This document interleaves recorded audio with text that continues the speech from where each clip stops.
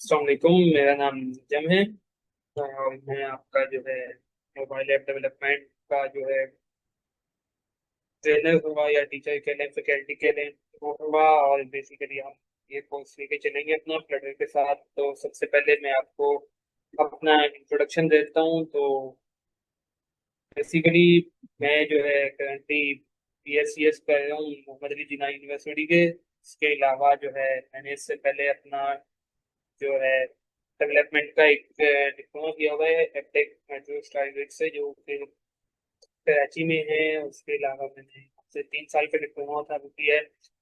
जिसके बाद जो है मैंने तकरीबन 2.5 ईयर्स का मेरे पास वर्किंग एक्सपीरियंस है इंडस्ट्री में, जिसमें मैंने फुल स्टैक डेवलपमेंट की है। लेकिन जो मेरा मेन स्टार्ट जब मैंने किया था तो बेसिकली मैं खुद भी एक फ्लटर डेवलपर ही था। तो जो है मेरा लाइफ के मुझे बेसिक डेवलपमेंट का जो मेरा शौक था वो मोबाइल ऐप डेवलपमेंट का ही था।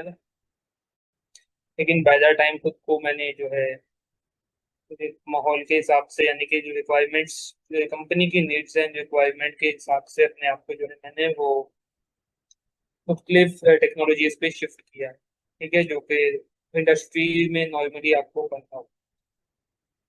ठीक है, तो ये मेरा एक छोटा सा इंट्रोडक्शन था। अब जो है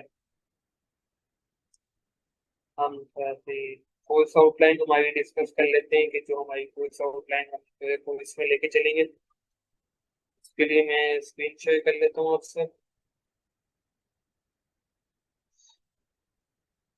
तो स्क्रीन विजिबल है।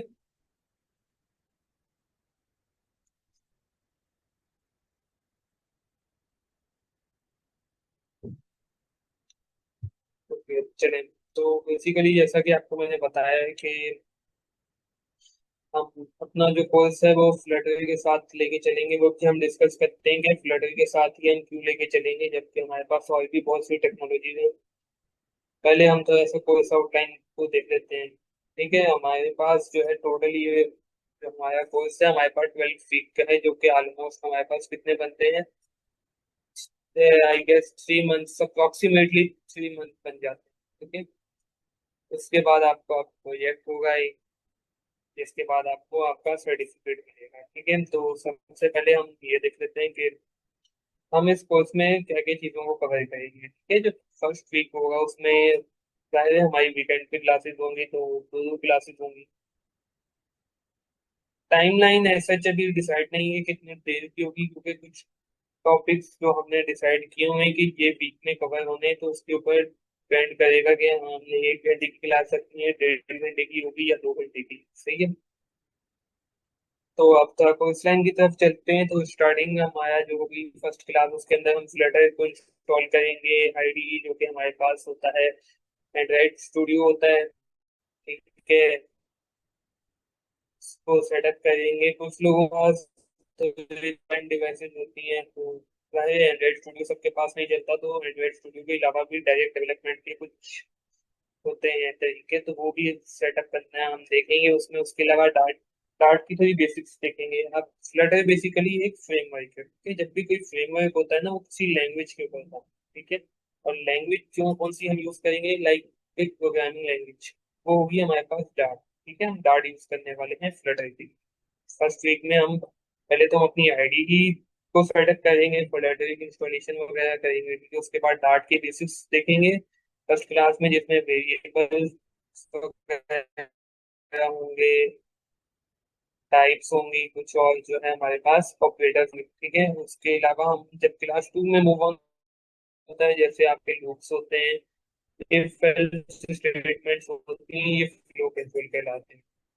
ठीक है, हम फंक्शंस देखेंगे और कुछ हैंड ऑन टास्क आपको दिया जाएगा क्लास 2 के एंड पे, जिसपे आपको एक बेसिक कैलकुलेटर वगैरह, लाइक हम ना बाय द टाइम ऐसे हैंड्स ऑन टास्क देते रहेंगे जो कि छोटे छोटे प्रोजेक्ट्स की शेप में होगा। ठीक है, तो हम जब जाएंगे वीक 2 में तो वहाँ पे हमारे पास डार्ट के कुछ एडवांस आ जाएंगे। ठीक है, जैसे डार्ट के अंदर कलेक्शन होती है। कलेक्शन अब क्या चीज़ है, जिस तरह से हम नॉर्मल प्रोग्रामिंग लैंग्वेज में हम एरेज से कहते हैं, उस तरह से हमारे पास डार्ट के अंदर होती है कलेक्शन। कलेक्शन तीन टाइप की होगी। अगर आप पाइथन से फेमिलियर है तो उसमें भी तीन टाइप की होती है, लिस्ट, सेट्स होते हैं और मैप होती है।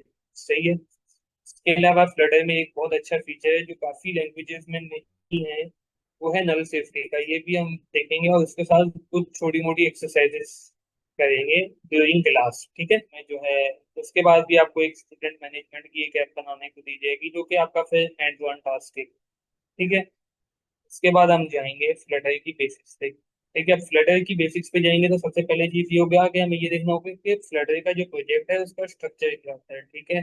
जाहिर है जब भी आप कोई फ्रेमवर्क यूज करते हैं तो वो एक स्ट्रिक्ट स्ट्रक्चर यूज करता है, तो इसी तरह हमारे पास फ्लटर का भी एक स्ट्रक्चर है, उसके ऊपर हम बातचीत करेंगे। उसके बाद हम देखेंगे स्टेटलेस और स्टेटफुल विजिट्स क्या होते हैं। अब बेसिकली जो फ्लटर है वो विजिट्स के ऊपर काम करती है ना, तो हम उसमें मल्टीपल विजिट्स होते हैं हमारे पास, तो हम स्टेटलेस स्टेटफुल विजिट्स होते हैं और कुछ और भी विजिट्स होते हैं उसके ऊपर देखेंगे चीजें। और फ्लटर के अंदर एक हॉट रीलोड का एक फंक्शन होता है जो कि डेवलपर्स के लिए होता है। ठीक है। तो इसको भी हम एक्सप्लोर करके देखेंगे, इसके होने और ना होने के नुकसान और फायदे। ठीक है।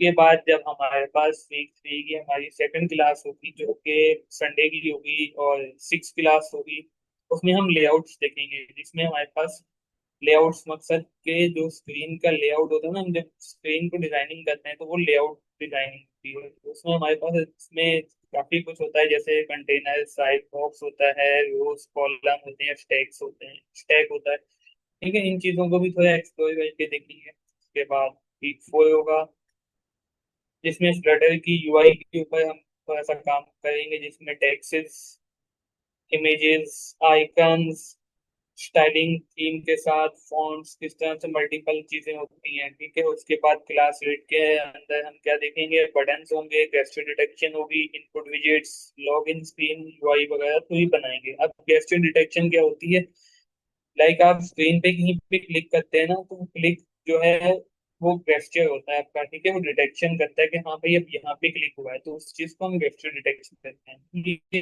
भी थोड़ा इन चीजों को देखेंगे। तो कुछ नेविगेशन की चीजें आ जाती हैं वो हम देख लेंगे, जिसमें स्कैफोल्ड है, बार ड्रॉर और बॉटम नेविगेशन बार वगैरह होगा। फिर वीक सिक्स से इसी तरह से। अच्छा, वीक सिक्स में आप लोग ये देख रहे होंगे set states, basic lifting state. अब ये ना थोड़ा हम स्टेट मैनेजमेंट की तरफ जा रहे हैं, जो कि अब जो हमारे पास मेन बेसिक कॉन्सेप्ट्स होते हैं किसी भी एप्लीकेशन को बनाने के लिए वो ये होते हैं। ठीक है। जो बिल्डिंग विजेट्स हैं। ठीक है। अब जो है थोड़े से एडवांस कॉन्सेप्ट्स की तरफ हम जाने लगेंगे। ठीक है। यहाँ से तो उसमें हमारे पास क्या चीज आ जाएगी, हमारे पास ये स्टेट्स आ जाएंगी। जैसे ऊपर मैंने बताया था कि दो स्टेट्स तो हम ऊपर देख लेंगे, फिर नीचे स्टेट्स आएंगी, लिफ्टिंग स्टेट्स होती हैं, और फिर विजिट्स आएंगे, इनहेरिट वाले विजिट्स। ठीक है। उसके बाद हम प्रोवाइडर, हमारे पास एक स्टेट मैनेजमेंट ही होती है प्रोवाइडर के थ्रू। ठीक है। वो भी हम देखेंगे। फिर उसी प्रोवाइडर को यूज करते हुए हम एक एप्लीकेशन बनाएंगे, लिंक को आपको देंगे जो कि आपका वापस एक हैंड्स ऑन टास्क होगा। इसी तरह से फिर हम वीक सेवन पे जब मूव ऑन कर लेंगे तो वहां पे हमारे पास जो चीजें होंगी, हम लिस्ट और डेटा के साथ देखेंगे कि लिस्ट में हम डेटा को किस तरह से हैंडल कर सकते हैं, व्यू कर सकते हैं, और उसको किस तरह से हम लिस्ट को यूटिलाइज कर सकते हैं। ठीक है। और इसी तरह वीक सेवन के एंड पे भी आपको एक ऐप बनाने को देंगे जो आपका एक और हैंड्स ऑन टास्क होगा। अब ये सारी चीजें तो हो जाएंगी फ्रंट एंड के साथ। ठीक है। जो कि नॉन डायनेमिक।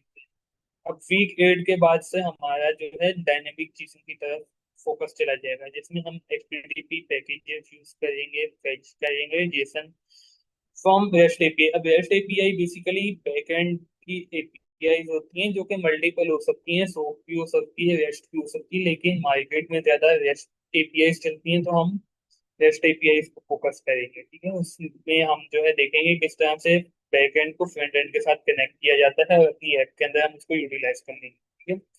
इसके बाद इसकी जो क्लास 16 होगी उसमें हम फ्यूचर बिल्डर, एक बहुत फंक्शन अच्छा है इसका, उसको देखेंगे वो कैसे काम करता है। फिर एसिंग का वेट को देखेंगे और आपको उसी में आपको टास्क दिए जाएंगे जो कि न्यूज एप्लीकेशन भी हो सकती है, वेदर ऐप भी हो सकती है, या फिर आपको दोनों बनाने को दी जा सकती है। ठीक है।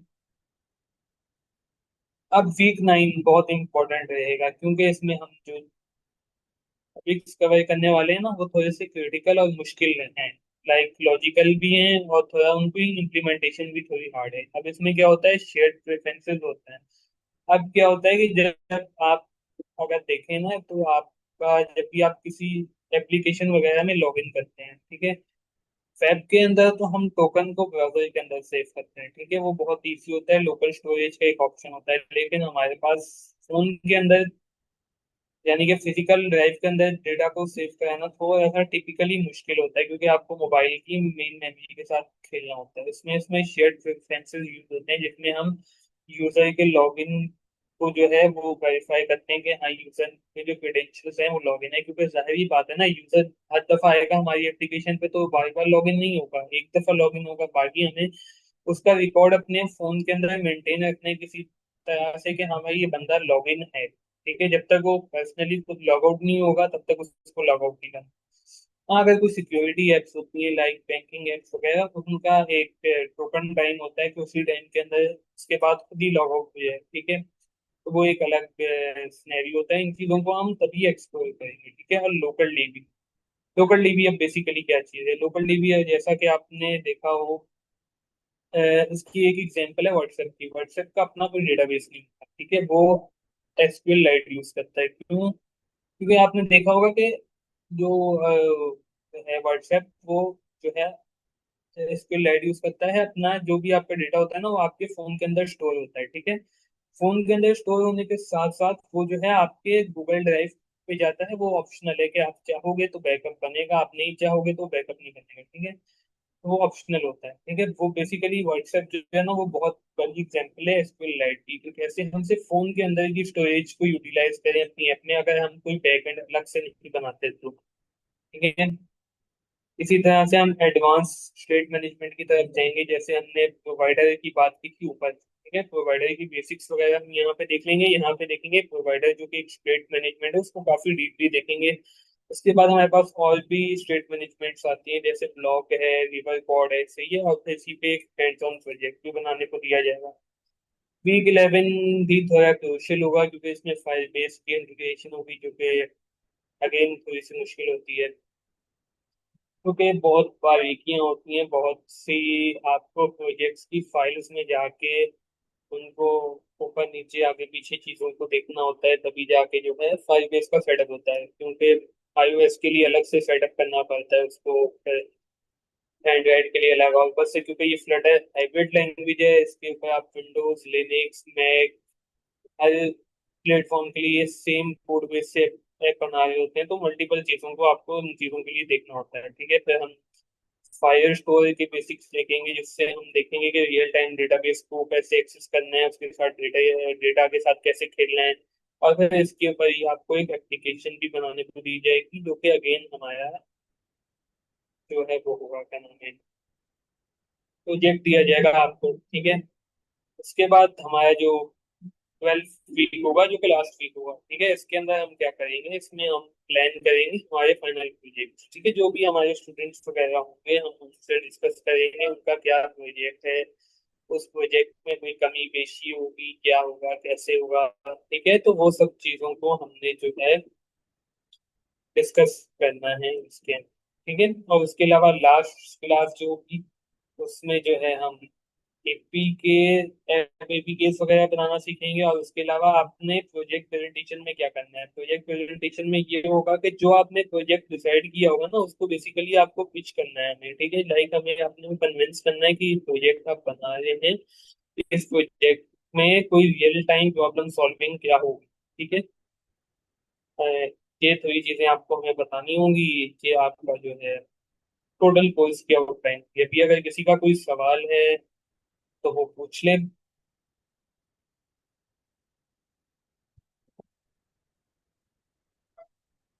तो उसके बाद हम एक और टॉपिक डिस्कस कर लेंगे कि हम फ्लटर ही क्यों यूज करने वाले हैं, कोई और लैंग्वेज क्यों नहीं।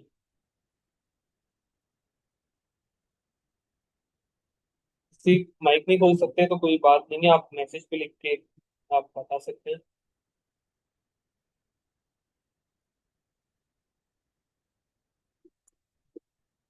कोई सवाल नहीं है तब भी लिख के बता दें, नो क्वेश्चन, ताकि हम आगे चलें।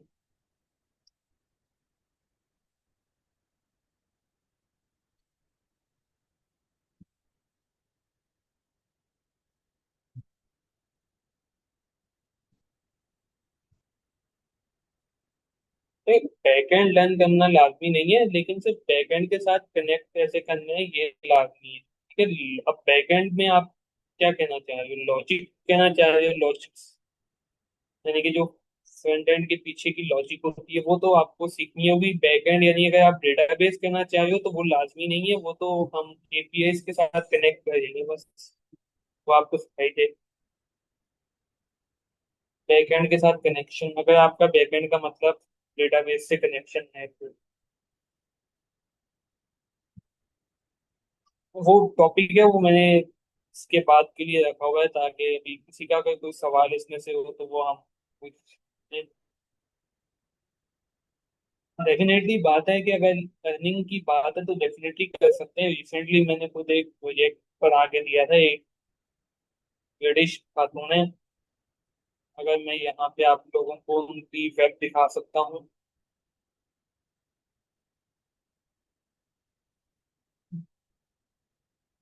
स्क्रीन मुझे दूसरी शेयर करनी होगी, उसके लिए एक मिनट। थोड़ा सा अपना, मैं रिसेंटली एक प्रोजेक्ट जो कि मैंने फ्लटर पे बनाया था, एक ब्रिटिश क्लाइंट है उनके लिए, वो मैं आपके साथ यहाँ शेयर कर देता हूँ।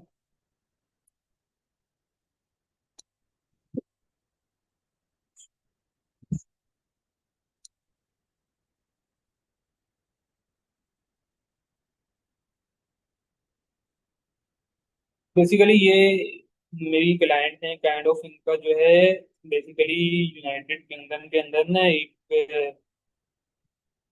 जैसे साइकोलॉजिस्ट होते हैं ना, इस तरह से जैसे योगा वगैरह के सेशन होते हैं, इस तरह का इनका जो है एक मेडिटेशन का इंस्टीट्यूट है जो कि लोगों को मेडिटेशन वगैरह कर पाते हैं, ठीक है। तो बेसिकली इनको इसके लिए एक इनकी वेब बनी हुई थी, ठीक है। वेब का भी काम इनको मैंने करके दी, जैसा कि मैंने आपको बताया कि मैं फुल स्टैक हूँ, और उसके साथ साथ हम एक हमने जो है इनकी एप्लीकेशन बनाई थी, जिस एप्लीकेशन में बेसिकली क्या था कि जैसे कि यहाँ पे आप देख सकते हैं कि 21 सेशन है ना इनके, ठीक है। 21 डेज के सेशन, अब जो भी बंदा है इनका ये जो एक तरह से कह सकते हैं कि जिस तरह से जिम में हम एडमिशन वगैरह लेते हैं या फिर योगा की अकेडमीज होती है ना, जो भी इनकी इस अकेडमी में एडमिशन वगैरह लेता है, तो उसको जो है 21 डे का एक प्लान गिवन है, ठीक है। अब वो प्लान पूरा प्री प्लान वीडियोस जो कि ट्यूटोरियल्स वगैरह होते हैं ना, वो उन्होंने बना के तो दिए हुए थे कि अब एप्लीकेशन में क्या था, डेली बेसिस पे अगर डे वन आया है तो यूजर आएगा, रजिस्टर होगा, उसका डे वन है, ठीक है। वो डे वन में जाएगा, डे वन की वीडियो वगैरह देखेगा, डे वन के टास्क कंप्लीट करेगा, इनको सबमिशन कराएगा, ठीक है। उसके बाद जो है वो डे टू के ऊपर मूव कर सकता है, ठीक है।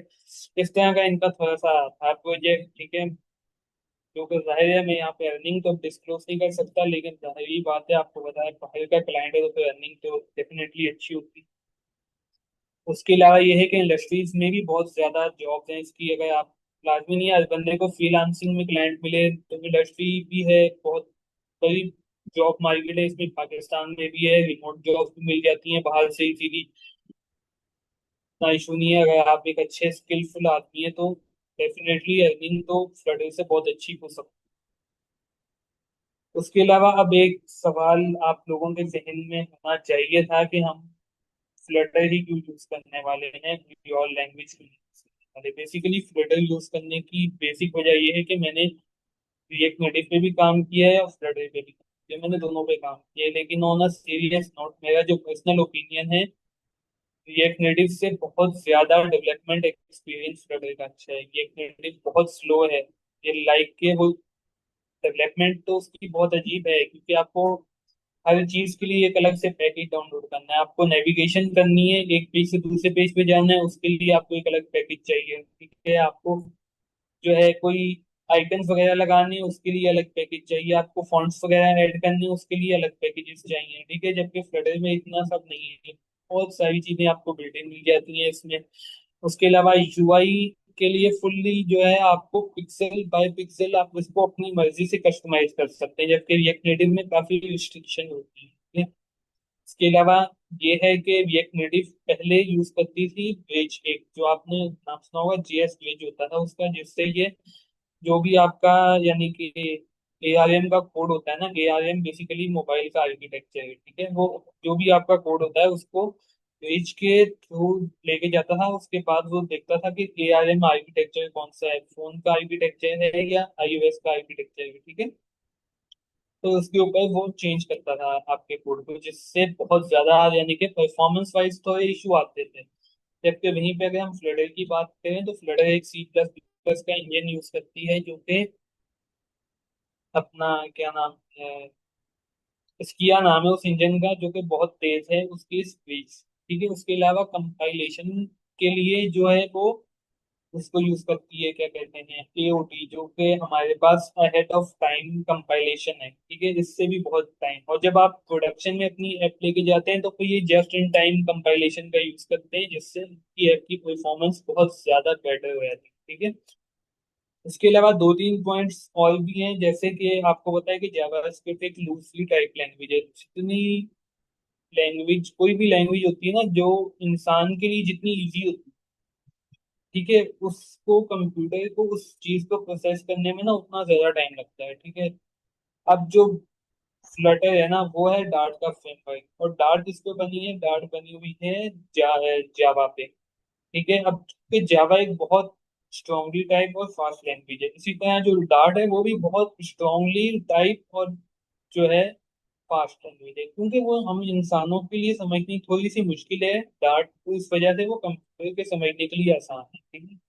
ये एक चीज हमेशा याद रखिएगा, पाइथन हमें समझने के लिए बहुत आसान लैंग्वेज है, लेकिन वहीं पे जब हम उसकी परफॉर्मेंस देखें तो C++, जावा, डार्ट के मुकाबले में इसकी परफॉर्मेंस बहुत ज्यादा स्लो है, ठीक है। क्यों? क्योंकि वो कंप्यूटर को कंपाइलेशन में उतना ही ज्यादा टाइम लगता है, क्योंकि उसके लिए समझना वो चीज उतनी मुश्किल हो जाती है जितनी वो हमारे लिए आसान है। होपफुली ये चीज आपको समझ आ रही होगी कि किन वजूहात की बेसिस पे हमने फ्लटर को चूज किया है, और रिएक्ट नेटिव या आयोनिक या सिमेरियन को चूज नहीं किया। अब बात आती है कि हमने अगर परफॉर्मेंस ही देखनी है तो हम जावा या स्विफ्ट पे क्यों नहीं चले जाते हैं, ये भी एक अच्छा सवाल है। लेकिन वहां पे अगर हम उस पे जाते हैं ना, जावा या स्विफ्ट पे, तो उसका एक इशू ये आता है कि वो नेटिव लैंग्वेजेस हैं। नेटिव मतलब ये कि वो सिर्फ स्पेसिफिक प्लेटफॉर्म्स की लैंग्वेज है, जबकि फ्लटर एक फास्ट लैंग्वेज है जो कि हाइब्रिड भी कहते हैं, जो कि मल्टीपल प्लेटफॉर्म को सपोर्ट करते हैं। के अलावा किसी का कोई सवाल हो तो पूछ सकता है, किसी किस्म का कोई सवाल हो। अगर सवाल नहीं होगा तो फिर मैं आपसे सवाल करूंगा।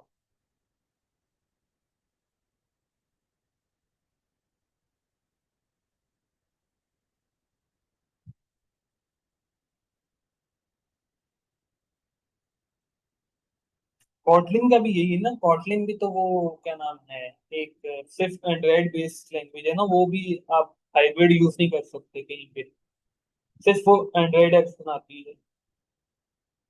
डेफिनेटली वो परफॉर्मेंस में फ्लटर के बहुत तेज है, क्योंकि वो सिर्फ नेटिव लैंग्वेजेस है, लेकिन फ्लटर जो है अपने कंपटीशन में, जैसे कि हम हाइब्रिड लैंग्वेजेस की बात करते हैं जिसमें जुमेरियन आती है, उसके बाद आयोनिक आ जाती है, लिंक्स आती है, ये एक नेटिव आ जाती है, उसके बाद शायद डॉट नेट की MAUI शायद समथिंग करके कुछ है, वो भी आ जाती है। इन सब में यही होता है कि आपके पास जो है उन यानी कि अपने इसके कंपटीशन में सबसे फास्ट है, ठीक है, क्योंकि ये हाइब्रिड लैंग्वेज है और आजकल मार्केट में ज्यादा यही चली, और इसका सबसे ज्यादा जो है बेनिफिट ये है कि ये क्लोज टू नेटिव, इसकी जो परफॉर्मेंस है वो बहुत क्लोज है नेटिव से। नेटिव मतलब जावा कॉटलिन के बहुत क्लोज परफॉर्मेंस है, बहुत ज्यादा डिफरेंस नहीं है, ठीक है। इसी वजह से यही बात है कि ये ज्यादा फेमस, ज्यादा पॉपुलर इसलिए हुई थी, जबकि ये एक नेटिव से 5 से 7 साल बाद आई थी, 5 साल बाद आई थी।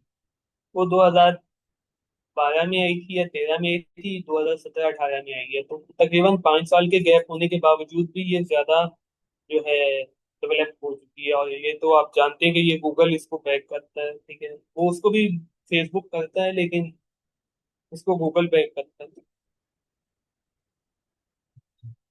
बाकी और किसी का कोई सवाल अगर नहीं है तो नोई भाई आप मुझे एक बात बताएं, आपका मोबाइल ऐप डेवलपमेंट में क्या मतलब शौक कैसे आया आपका? क्या ऐसी चीज थी जो उसने आपको कहा कि मैंने मोबाइल ऐप डेवलपमेंट करनी है, क्या आपका शौक हुआ आज की डेमो क्लास लेने का?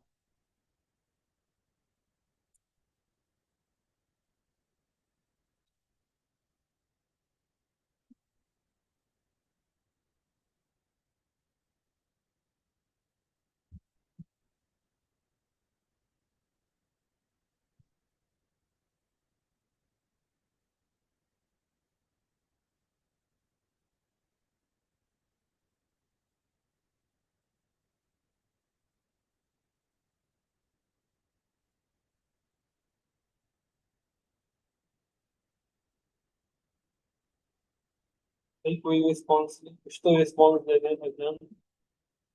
मोरुल हक भाई आपसे पूछा था कि आपका क्या लाइक शौक हुआ ऐसा कि आपने जो है मोबाइल ऐप डेवलपमेंट का सोचा जैसे।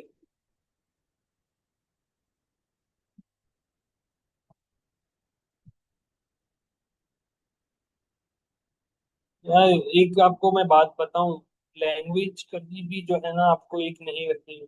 आपको मल्टीपल लैंग्वेजेस ऐप में, हाँ ये एक इशू है कि जैसे पहले हम सिर्फ जावास्क्रिप्ट पे काम करते थे, फिर जावास्क्रिप्ट से मूव ऑन होके रिएक्ट पे चले गए, अब रिएक्ट को भी खत्म करके आगे नेक्स्ट चली गई है, कल को नेक्स्ट के आगे भी कुछ हो जाएगा इस तरह से, तो खैर आपको नहीं करना होता उसमें। बाकी ये है कि वेब में एक और चीज भी होती है जो कि मेन असल में प्रॉब्लम जो होती है वो ये होती है कि आपको मल्टीपल स्क्रीन्स को भी देखना होता है, जबकि ऐप में थोड़ा सा इस चीज से जो है बेहतर हो जाता है कि आपको सिर्फ एक स्पेसिफिक स्क्रीन को लेके ही काम करना होता है, उसमें इतने ज्यादा मसले मसाइल नहीं है। बाकी जहाँ तक बात है मल्टीपल लैंग्वेजेस लर्न करने की, तो कभी भी, ऐसा मेरा मानना है, मेरा ओपिनियन है, क्योंकि मुझे एक टाइम हो गया ना मार्केट में, तो मैं आपके साथ अपने एक्सपीरियंस शेयर करूँ वैसे कि जो है ना, कभी भी एक लैंग्वेज पे स्टक नहीं रहना चाहिए। लैंग्वेज क्या, लैंग्वेज तो एक टूल है ना, बेसिक कॉन्सेप्ट तो सब लैंग्वेजेस में सेम ही होते हैं, सिंटेक्स चेंज होता है, सिंटेक्स तो इतना कोई इशू नहीं होता।